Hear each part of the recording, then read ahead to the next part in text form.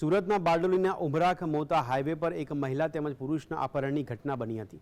લવ મેરેજથી નાખુશ પિતાએ પુત્રીના સસરા તેમજ નણંદના અપહરણ કરી ભાગી છૂટ્યા હતા। પોતાની પુત્રીને પરત નહીં આપો તો રાજસ્થાન લઈ જઈને હત્યા કરવાની ધમકી આપી હતી। આ બનાવને ધ્યાનમાં લઈને પોલીસે 4 અપહરણકારોની ધરપકડ કરી છે।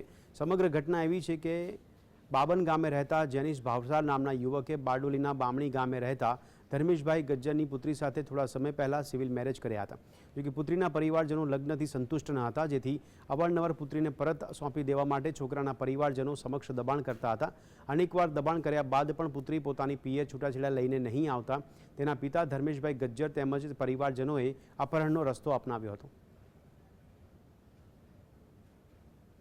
ધર્મેશભાઈ દયાળભાઈ ગજ્જર પૈકી ઉપરોક્ત પહેલા 3 આરોપીઓ સુખદેવભાઈ, હીરાભાઈ, નારાયણભાઈ 3 આ કામના ફરિયાદીના પતિ અને પુત્રીનું અપહરણ કરી અને ભાગી રહેલા હતા। તેમનો ફિલ્મી ઢબે એલસીબી પોલીસ અને બારડોલી પોલીસે સંયુક્ત રીતે પીછો કરતા ઝંખવાવના નેત્રંગ રોડ ઉપરથી